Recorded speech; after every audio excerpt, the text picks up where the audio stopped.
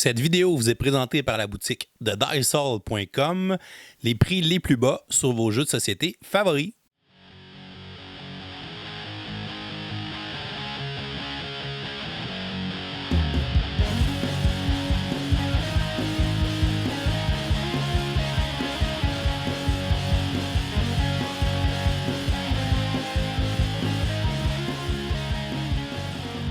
Salut les gamers, bienvenue à Professeur Board Game, je m'appelle David. Moi, c'est LP. Aujourd'hui, on va essayer de vous faire un petit top 5 rapide sur les suggestions de cadeaux de Noël. Donc, c'est quelque chose qu'on se fait demander souvent.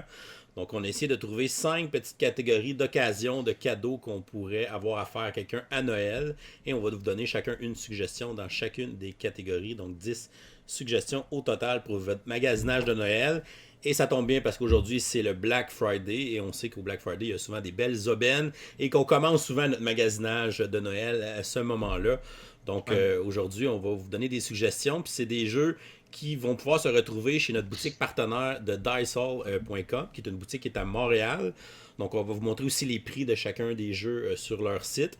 Et même si c'est pas écrit qu'ils les ont en stock présentement, au moment où on enregistre, ils les avaient pas encore. Mais au moment où la vidéo est diffusée, normalement, tous ces jeux-là devraient être disponibles à la boutique pour que vous puissiez les commander pour Noël.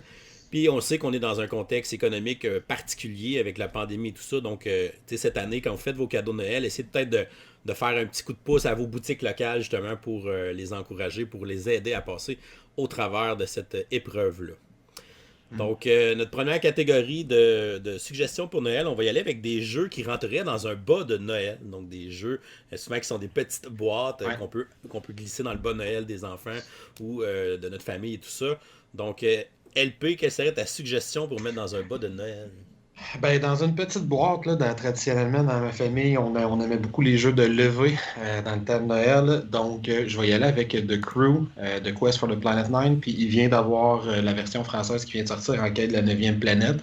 The Crew, c'est un jeu de levée. Dans le fond, fait que le premier joueur va avoir à jouer une carte d'une couleur spécifique, le 6 rouge. Ça va donner la couleur que tous les joueurs doivent avoir à jouer. Puis, celui qui va jouer la carte la plus haute va remporter la levée. Puis, c'est lui qui va jouer la prochaine levée. La particularité de cela, c'est qu'il est coopératif. Fait qu'en début de partie, on va se faire donner certains objectifs. Puis si on réussit l'objectif, on va gagner la partie. Puis on va essayer un objectif plus difficile pour la partie suivante. Fait que, il faut que ce soit David qui gagne le 7 vert, absolument.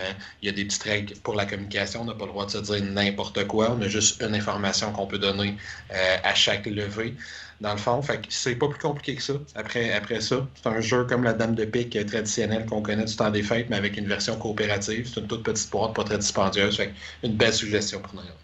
Ouais, puis 50 scénarios, il y a beaucoup de rejouabilité là-dedans. Puis, mais moi, je pense que j'ai joué 200 games de The Crew cette année. Là. J'ai refait et refait les scénarios, puis j'ai toujours du fun à les faire. Ouais, puis il y a des belles twists dans les objectifs qui vont demander d'un scénario à l'autre. Puis on a même une petite narration là, entre les parties. Voilà. Donc voilà.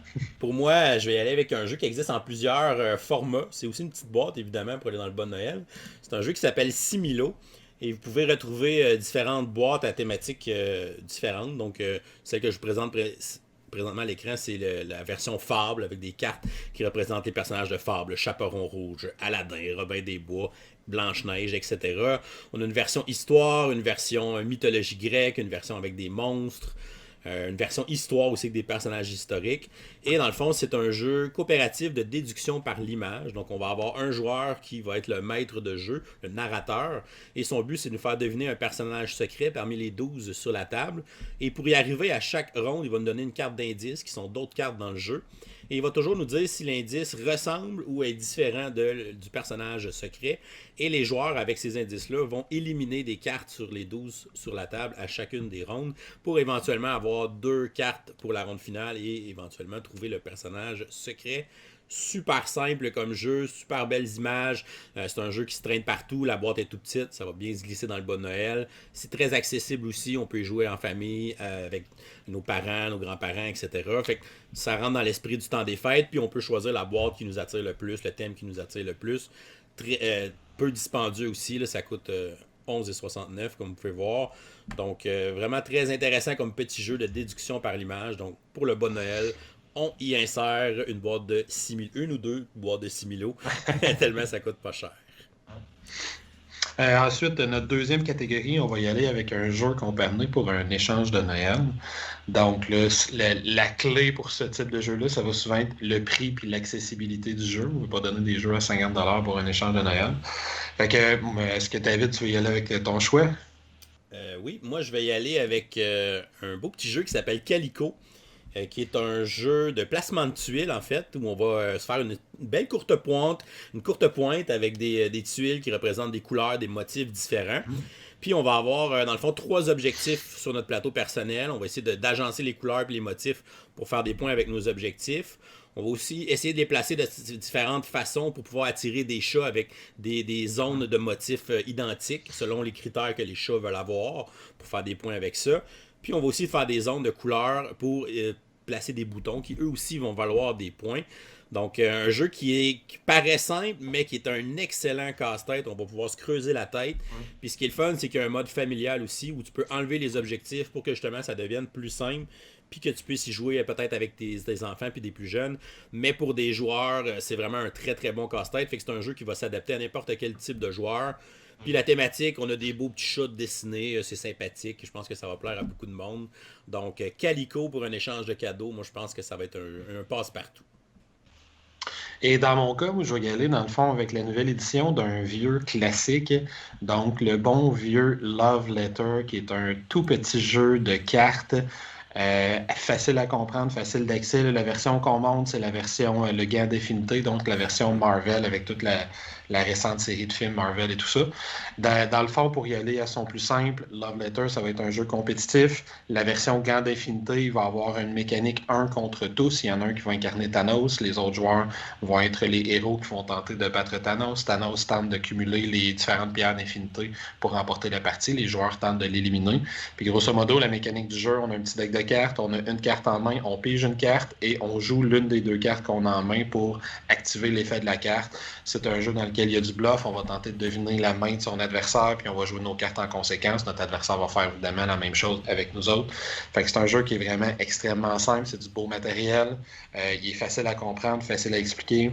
Ça va facilement se donner dans n'importe quel échange de cadeaux. Puis avec une thématique marvelienne, ça va bien passer de nos jours. La plupart des gens vont connaître les personnages, le cœur du jeu, tout ça. Puis si jamais la mécanique, le thème Marvel ne nous intéresse pas, il y a quand même le jeu de base Love Letter aussi qui vient de refaire une édition. Il n'y a pas le mode un contre tous, mais ça reste un petit jeu de cartes de bluff qu'on essaie de deviner la main de son adversaire. Super simple, super facile à comprendre. Donc un bon petit choix pour un échange de cadeaux de Noël, le jeu Love Letter. Ensuite, pour notre prochaine catégorie, on sait qu'à Noël, souvent des jeux de société, c'est vraiment des bons cadeaux pour des enfants, nos neveux, nos nièces. Donc souvent, on va y aller dans des jeux familiaux parce que c'est évidemment le niveau de ces joueurs-là qu'on veut faire des cadeaux à des gens de notre famille. Donc on va vous donner une suggestion de jeu familial pour Noël. LP, ça serait quoi ta suggestion? Moi, je vais y aller avec, encore une fois, un classique qui ont refait une nouvelle édition l'an dernier qui s'appelle Machikoro. Et je vais y aller plus spécifiquement avec la version Legacy de Machikoro.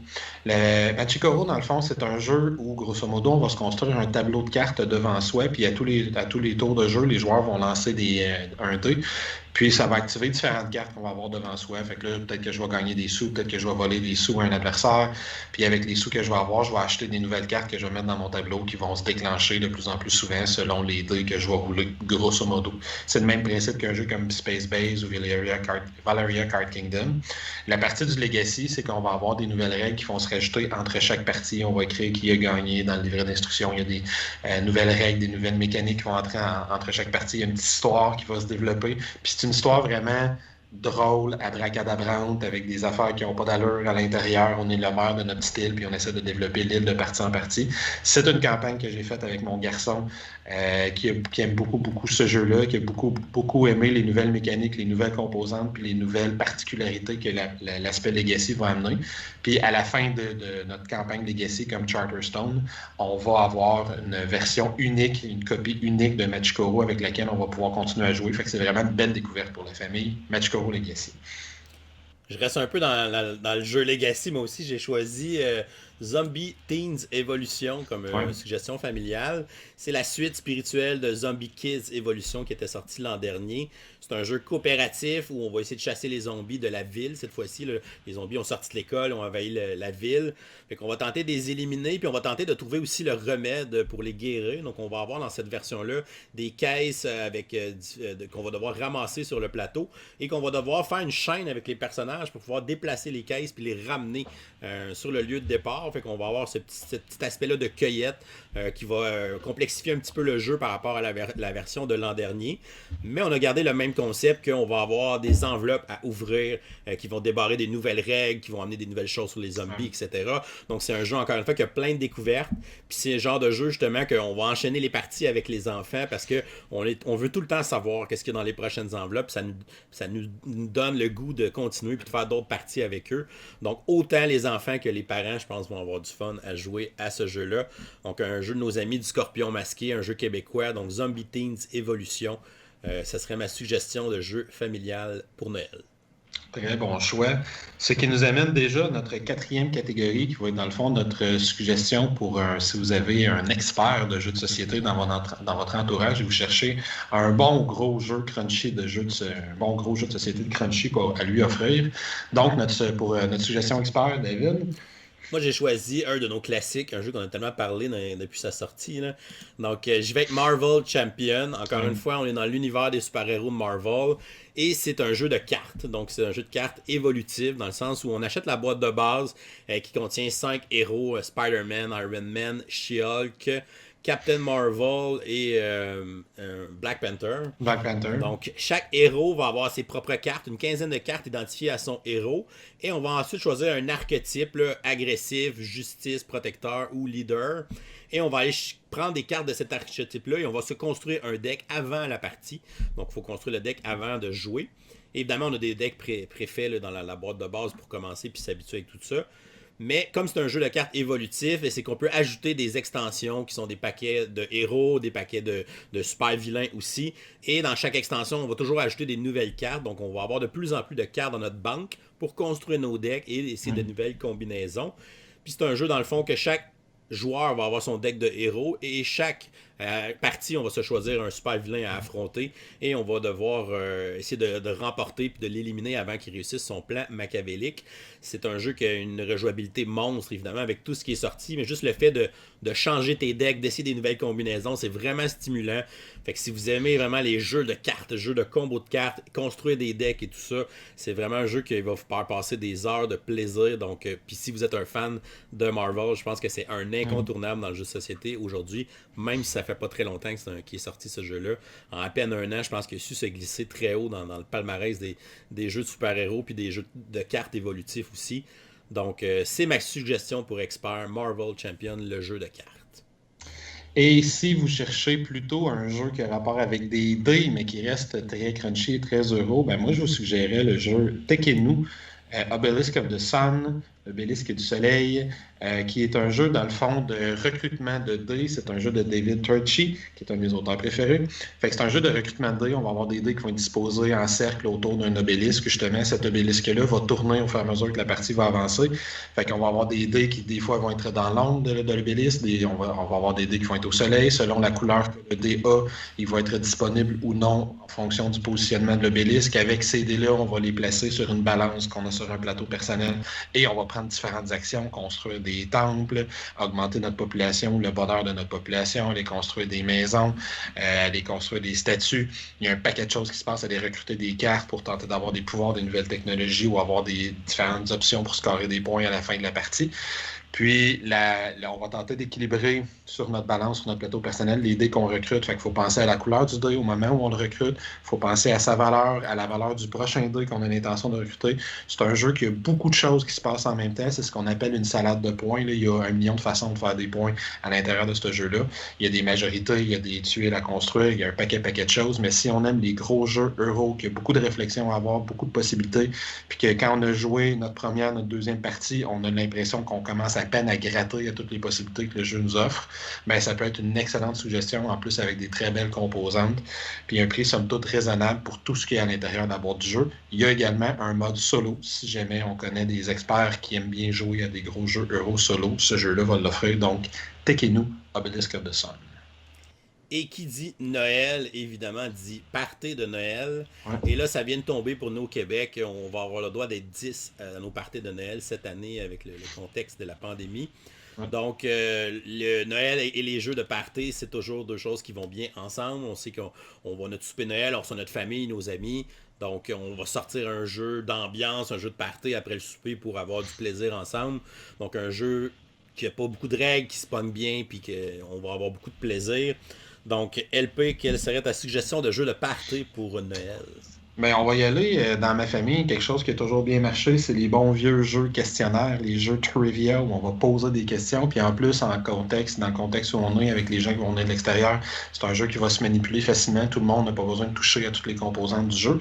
Donc, je vais y aller avec TTMC, Tu te mets combien, qui est un jeu questionnaire, dans le fond, très classique. Sa particularité à lui, c'est que quand on va tomber sur une case, on va avoir une catégorie qui va nous être donnée. On va se chiffrer nous-mêmes notre niveau de compétence sur cette catégorie-là de 1 à 10. Je vais me mettre 9 sur 10 dans la catégorie Batman, par exemple.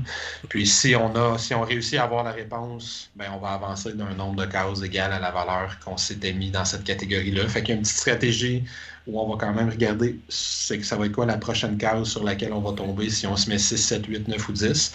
Puis en plus, ben là, on peut y aller safe puis toujours y aller avec des 2, 3 parce qu'on n'est pas trop compétent dans ces catégories-là, mais on va avancer un petit peu moins vite, tandis que l'autre qui prend des chances puis qui se met des 8, 9, mais il y a des questions plus difficiles, mais il avance plus vite. Fait que des règles super simples, faciles à prendre en main, personnalisées pour nous autres. C'est vraiment un jeu qui va avoir un beau succès dans le temps des fêtes. Là. TTMC, tu te mets combien? Puis la version québécoise en plus qui est disponible pour nous au Québec. Ouais. Donc on a des Ouais, références culturelles avec les artistes. C'est ça. Puis la géographie, tout ça, du Québec, du Canada. C'est encore c'est plus ça, je voulais, le fun. C'est ça que je voulais dire, parce qu'il était personnalisé pour nous, un peu comme il avait fait dans le temps avec les doctorats et compagnie. Ils ont personnalisé les questions du jeu pour que ça soit spécifique à la région où ils vendent le jeu. Pour moi, les jeux de devinettes, c'est toujours populaire aussi dans le temps des fêtes. Puis un qui a vraiment eu du succès pour moi dans les dernières années, c'est le jeu Just One, qui est un jeu de devinettes, mais lui, il est coopératif. Donc chaque joueur va avoir une petite plaquette avec un crayon effaçable. Et on a un joueur, à chacune des rondes, il y a un joueur qui va essayer de deviner. Puis ce joueur-là, dans le fond, ne regardera pas la carte sur laquelle il y a les mots qu'il faut faire deviner. Fait que tous les autres joueurs vont voir le mot qu'il faut faire deviner. Et ils vont écrire un indice sur leur petite plaquette sans se consulter. Et par la suite, les joueurs qui ont les plaquettes, une fois qu'ils ont écrit leur indice dessus, vont comparer leurs indices ensemble.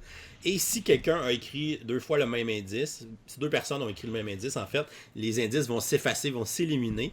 Donc, il faut toujours penser à trouver un indice qui est un peu original, mais en même temps, il faut quand même que je donne des indices qui vont aider la personne à deviner.